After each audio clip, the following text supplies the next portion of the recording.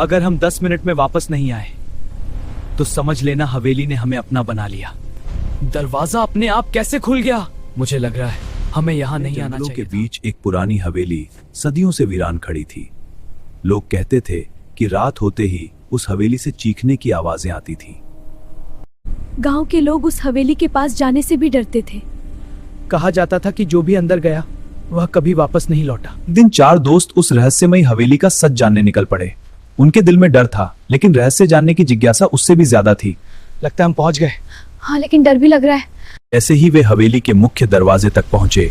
अचानक तेज हवा चलने लगी। पुराना लकड़ी का दरवाजा अपने आप धीरे धीरे खुलने लगा। हवेली के अंदर घुप अंधेरा और अजीब सन्नाटा फैला हुआ था। दीवारों पर लगे पुराने चित्र उन्हें घूरते हुए दिखाई दे रहे थे। अचानक ऊपर की मंजिल से किसी के चलने की आवाज सुनाई दी। ऊपर, जल्दी चलो सीढ़ियों की तरफ। डर लग रहा है। सीढ़ियों पर धूल जमी हुई थी, जैसे वर्षों से वहां कोई नहीं आया हो। लेकिन उन धूल भरे निशानों के बीच ताजा पैरों के निशान दिखाई दे रहे थे। ऊपर पहुंचते ही एक पुराना कमरा अपने आप खुल गया। कमरे के अंदर से ठंडी हवा और फुसफुसाहट की आवाजें आ रही थीं। कमरे की दीवारों पर खून जैसे लाल निशान बने हुए थे। एक कोने में पुरानी गुड़िया बैठी हुई अचानक हिलने लगी। दोस्तों में से एक ने डरते हुए उस गुड़िया को उठाने की कोशिश की। तभी अचानक कमरे की सारी लाइटें बुझ गईं। अंधेरे में किसी के हंसने की डरावनी आवाज गूंजने लगी। चारों तरफ सिर्फ डर और चीखों का माहौल बन चुका था। अचानक एक सफेद साया उनके सामने दिखाई दिया। उसकी आंखें लाल थीं और चेहरा बेहद डरावना था। चारों दोस्त तेजी से नीचे भागने लगे, लेकिन हवेली का मुख्य दरवाजा अपने आप बंद हो चुका था। बाहर तेज बारिश और तूफान शुरू हो चुका था। हवेली के अंदर अब अजीब परछाइयां घूमती दिखाई दे रही थीं। एक दोस्त अचानक गायब हो गया। बाकी तीनों उसे पागलों की तरह हर कमरे में ढूंढने लगे। दीवार के पीछे। तभी उन्हें बेसमेंट की तरफ से किसी के रोने की आवाज सुनाई दी। धीरे धीरे वे नीचे उतरने लगे।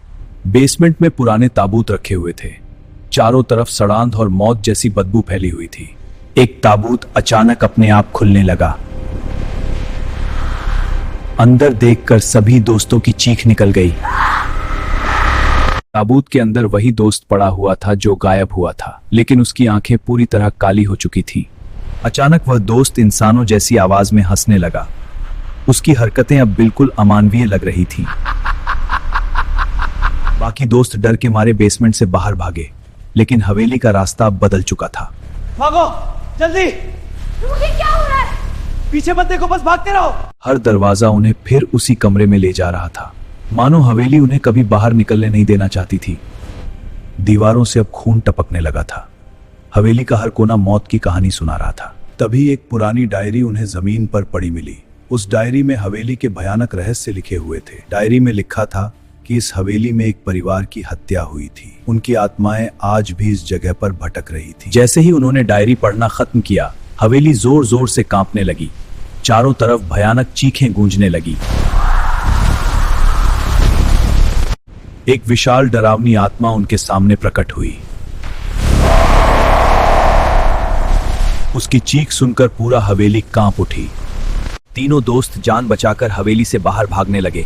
पीछे से वह भयानक आत्मा उनका पीछा कर रही थी। इसी तरह वे हवेली से बाहर निकलने में सफल हो गए, लेकिन पीछे मुड़कर देखते ही उनके होश उड़ गए। अगली सुबह गांव वालों को हवेली के बाहर सिर्फ उनके टूटे हुए कैमरे मिले, लेकिन उन 4 दोस्तों का आज तक कोई पता नहीं चला। वीडियो पसंद आया हो तो लाइक जरूर करें।